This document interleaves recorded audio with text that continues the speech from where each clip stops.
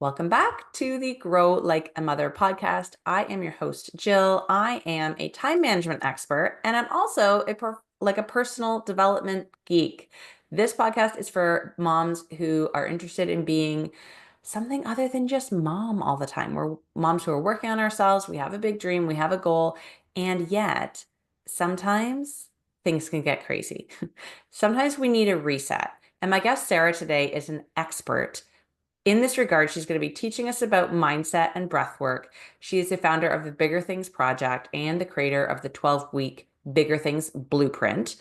Uh, Drawing on her background in education and personal transformation, Sarah helps teens and young adults build confidence, overcome fear, and reconnect with their true selves. So this is an especially good episode if you are someone, A, who struggles with that or has a kiddo who's struggling with that right now. Through mindset work and connected purpose and breath coaching, Sarah empowers the next generation to stop playing small and start living boldly. This is going to be so fun. Sarah, welcome to the show. Thank you so much for having me, Jill. I'm so excited to be here. Yeah, I think you've got a really important message. I'm hoping you can give the listeners a little bit more insight before we dive into the topic of what got you interested in this type of work. Like, what's the backstory of Sarah getting into this kind of work? Yeah, it's a good question. My backstory honestly comes from probably a very similar place to a lot of listeners. In my teens and into my 20s, and pretty much all the way up until like maybe a few years ago, I really struggled with my own mental health. I struggled with anxiety a lot.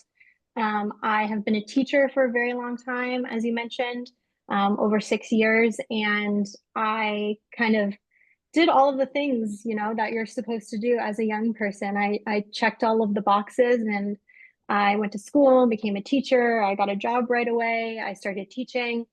And then one day I woke up and I was kind of like, is this it? Like, is this what I'm doing, for the next 25 plus years? I was feeling really burnt out. I struggled a lot with my mental health. I suffered from depression for several years. And I tried everything. Like, I was also really into self development. So I have read any kind of like self improvement book, podcast. I had been to therapy for a really long time. And about 2 years ago, I came to this point where I was like, I'm doing all this stuff that people are suggesting to me, I'm getting all this help, and nothing in my life and my day to day life is changing, and nothing about how I feel is really changing. And I had gone to my general practitioner, like my doctor, and kind of the last resort or like offering they had for me was to choose from a variety of medications for anxiety and or depression.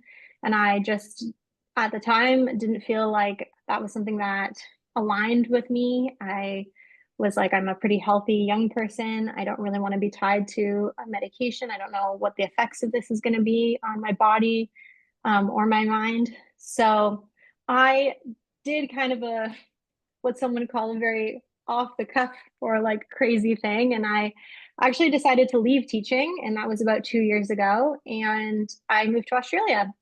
And I just came up from my parents' basement one day and I was like, I think I'm going to move to Australia. And my parents were like, are you okay? Maybe we should talk about that.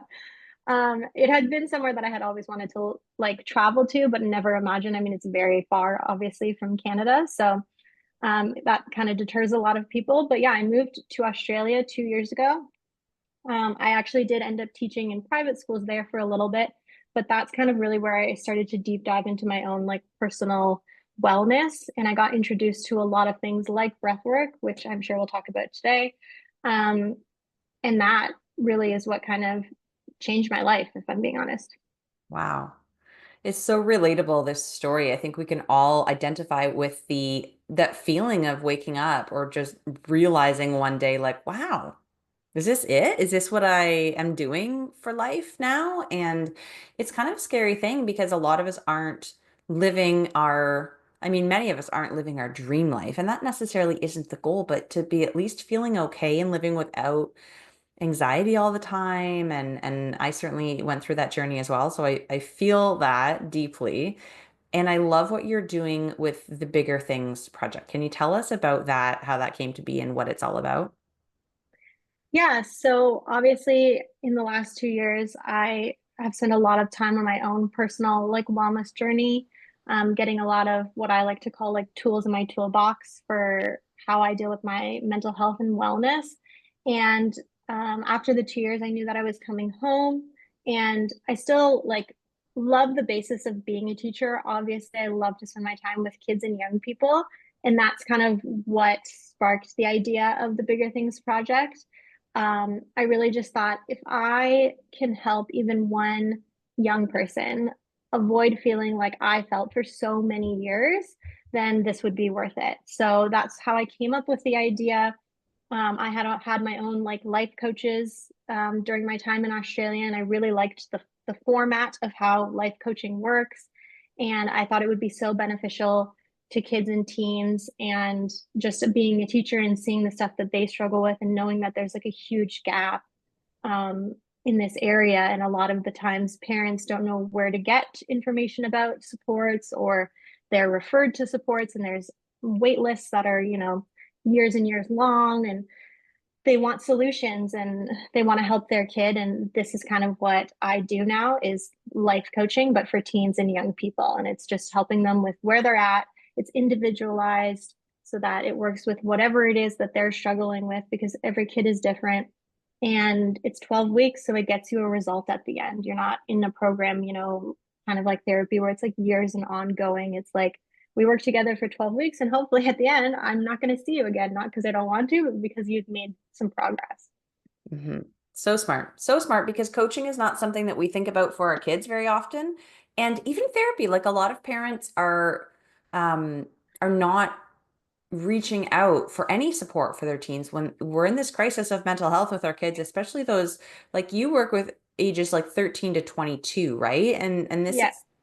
this is an age group that has been severely impacted by things like the pandemic, and they have missed out on a lot of things, and their world is a lot different because of that, but also with technology and so many things that we're all aware of.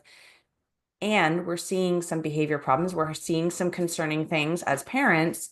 I love that you have this option for kids to go and work directly with someone like you in a results-driven type of format, where after 12 weeks, they have some skills that they've built so that they can start to take control and start to feel more themselves, or at least in a better place than when they started. I know we can't solve everything in 12 weeks, and yet we can make big progress. I think that's just fantastic. And I'd love to talk a little bit more. You had mentioned how it's a little bit different from a traditional therapy in the fact that we don't go on and on and on. We have an end time, we have a result, we have a toolkit that we come up with. Are there some other ways that it differs from therapy, like just coaching in general that you've found? Yeah, for sure. I mean, definitely the time frame one is a huge one, because again, it is like results driven and it's meant to see a result at the end.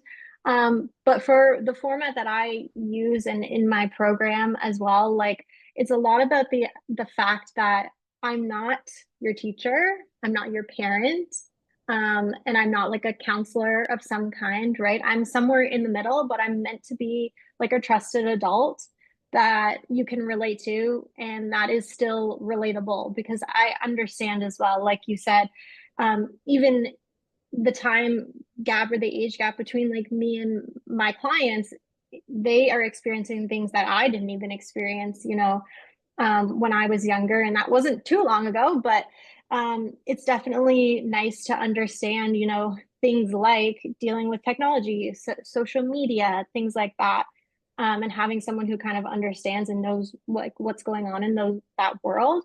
But I think in general, the coaching program is meant to be definitely more goal oriented. So the way that my blueprint works is it's over 12 weeks, which is 3 months. Each month we kind of focus on three different aspects. In the very first month, it is a lot about goal setting. It's sitting down and really asking young people, which is, I think, something that we don't really do a lot of, especially in the education system, is asking them, because they have a lot of opinions, and they have a lot of knowledge. They have a lot of access to knowledge as well.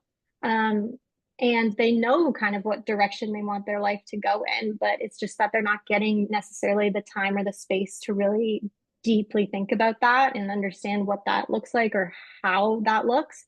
So it is a lot of like goal setting and then keeping those goals in mind through the duration of the program, making sure that we build whatever resources and tools um, that works for them. Again, it's individualized, which I think is really the important part and difference between, like a therapy type program where I'm going to be here to suggest all kinds of things to you, but I also understand that some of them are not going to work, and that's okay.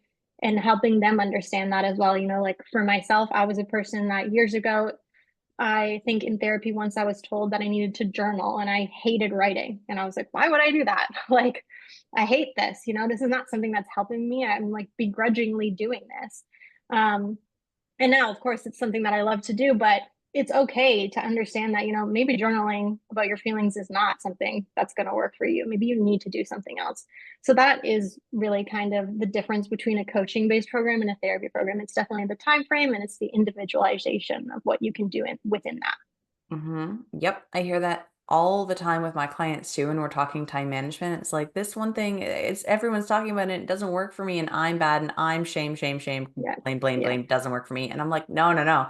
We just need the tool for you because there is a specific tool, and the tool might change, like journaling changed for you over time Yeah. based on the season you're in. Different things work and different things don't, and we can release some of the guilt when we realize that the whole point is to personalize it. So kudos to you for recognizing that and implementing that. It's really important. And I think when kids get these little wins, right, as they're growing and teens and young people, as they move through, there's so much, I don't know, stress and anxiety and angst. And it's just like, there's a lot against them almost. Like I'm trying to think back and Yeah. remember, I'm certainly further away from those teen years than my kids are right now. They're in the thick of it. And I'm like, I thought I'd be able to relate to you. And I really can't anymore because the world's changed, but also my season has changed, right? Yeah. Oh, yeah. It's so important for them to have this opportunity to be able to see these small wins and build momentum, which is something that as they get the tools and they find what works for them, that's exactly what they're getting. And they can celebrate Yeah. that as they go through. Yeah, of course. And like you said, they can always come back to these different things too as well. Like that's the point of it, right? Is that you kind of build a foundation so that when you are going through seasons of life, and not all seasons are challenging, right? So if you come to a season that's challenging, you can go back and remember, okay, yeah, what are these things that I learned or that I've done that make me feel better or make me feel good or help me with how I feel right now? Because yeah, it's not about like I need to do this all the time every day or it's going to be like this forever. It's just about understanding that life comes in seasons and you need the tools to kind of deal with that. And one of those tools that I want to dive in today with you is breath work. Can you talk to us about some of the science behind breath work, why it works, what it's all about? Yeah, for sure. So I am like an absolute breathwork nerd ever since I got into it. I think the thing that, or if there was one message that I would want everyone to take away from this entire episode, it would be that breathwork is a free tool that anyone can access anywhere at any time. And I think that is amazing. Like that is something that can be used at any age, anywhere, anytime. So breathwork is a lot of people have different ideas of what that is. You might have heard of it. It's very popular in the wellness space right now. You might have seen it on social media. There's all different kinds of breath work that exist for all different kinds of things. The type of breath work that I'm trained in is called Oxygen Advantage, which is developed by a man called Patrick McEwen, and he's Irish. Oxygen Advantage kind of takes what people most conceptualize breathwork to be. So if you've never done breathwork or you've maybe like seen snippets of it, it's that like emotional type response, breathing in more of like a meditative or like yoga wellness centered space. And the other pillar of it is functional breathing. And the functional breathing part is a lot of what I use in my blueprint and in my practice and with my clients. Because breathing is a autonomic nervous system response, which means that your body does it automatically in order to keep you alive, right? Just like your heart pumps blood to the rest of your body, your lungs breathe in in oxygen and expel carbon dioxide. that's an autonomic nervous response. You don't have to think about it, or you shouldn't have to think about it in order to live. However, through evolution, through age, through time, a lot of us are dysfunctional breathers unknowingly. And dysfunctional breathing can result in a lot of different, really small um, outcomes that you might have noticed, but nobody will ever piece it together that it's your breathing. So things like sleep, things like digestion, things like fatigue, frequent yawning, concentration, lack of concentration, those type of things, those can all be related to your functional breathing and how you breathe.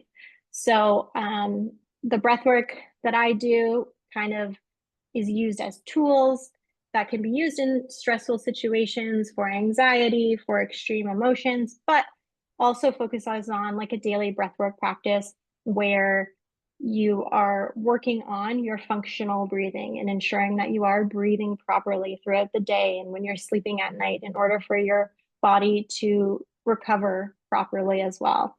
And this is something that can be really beneficial to teens and young people, especially if they suffer from any of those symptoms of dysfunctional breathing, ADHD, so hyperactivity, and then ADD, like concentration issues or lack of concentration, is probably two of the biggest. Sleep is also a really big one because obviously sleep patterns of your children affect you as parents, right? Um, so if your child's not sleeping properly, no matter what age they are, they're staying up really late, they're sleeping in really late, especially in the teen years, or they're getting broken sleep, that can also be affected by their breathing. Wow. Okay. It's basically the underlying cause and solution, which is great news. And it's Yeah. also great news that it's free and accessible all the time, and no one needs to know that you're using the tool. Yeah. And speaking of tool, I really love to be able to offer the listeners some practical, tactical things that they can walk away with at the end of the episode and like make a small shift right away. Could you lead us through or give us an example of one of the breathwork techniques that somebody could offer and teach their teen today or use for themselves? Yeah, for sure. So one of the techniques that I usually start with is an exercise called many small breath holds. And it's actually holding your breath, which seems a bit counterproductive, but the rate at which you can maintain carbon dioxide in your blood and in your body is what also affects your functional breathing. So the longer that you can hold your breath, the better functional of a breather you are. Um, and this also can help with things like anxiety and stress. It's just a bit of like a concentration tool. So essentially, what you do is that you breathe in and out normally for a few breaths, maybe 1 to 5 breaths, and then you pinch and hold your nose. And you hold your nose for about 2 to 5 seconds, and then you release. And this entire time, you're breathing completely nasally, nothing through your mouth. And it's just kind of getting your body used to what it feels like to hold your breath for that limited amount of time, giving you something to really concentrate on, and then developing the strength of your lungs, essentially. So, this is a really good exercise that I do at the very beginning. If no one's ever done any breath work before, it's something that you can do in the morning, you can do it at night before you go to bed. 5 minutes max, doing like many small breath holds is really great just for concentration and then monitoring your CO2 and O2 levels. So cool. I've never heard about that one. That's really neat. Because I would have thought like deep breathing is something we hear Yeah, about a lot, like box breathing and breathing. longer Yeah. out breaths. But this idea of the small breaths being a tool to use as well is really fun. And thank you for sharing that because I'm sure that's something that many listeners haven't heard about. Yeah, for Yeah. sure. If somebody is in a situation where they've got a teen who is having some kind of mental health, either crisis or even just like something's off, they just want to support their kiddo. You mentioned you're Canadian. I'm Canadian too. Where are you? Where are you located? I'm located in Ontario in Orangeville area. Oh, you're not too far from me. I'm in Ottawa. Cool. Okay, yeah. Yeah, that's neat.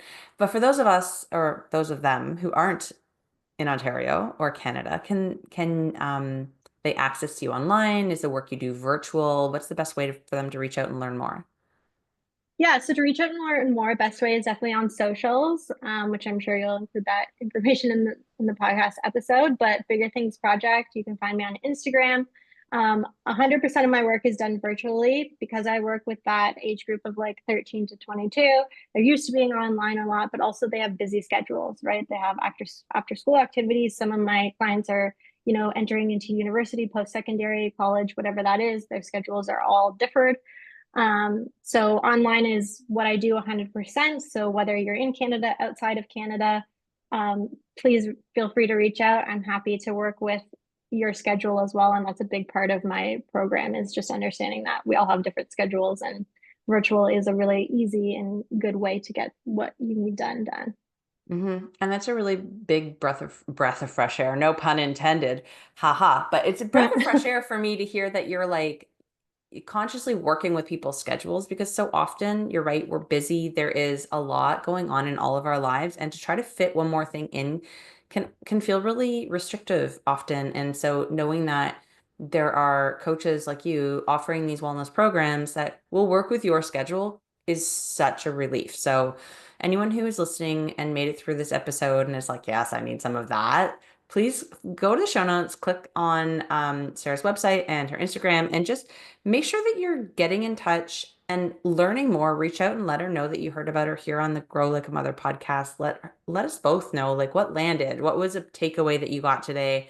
It's so important for us to be able to know what's resonating so we can continue to share the message. And if this was valuable to you, please share the episode with someone who you know who has a teen or could really use some help of their own, because this work is not just for teens, although that's where Sarah is specializing. It's really information that can help us all because we didn't get this information as early as we should have in life. Many of us who are now in our 30s and 40s. So we're just gonna like bandwagon it on Sarah's work, and we're gonna learn as we go. So yeah, it's just been so fun learning from you. Thank you for your time today and for sharing with us about the Bigger Things project and about the work. And I see big things in your future. Yeah, thank you so much. I love talking about this stuff. And I hope that, like I said, if somebody listens to this episode and gets at least one thing from it, that is my job done. So, yeah, thank you so much for having me. Yeah, it's my pleasure. And for everyone who is with us, till next week, keep on growing like a mother.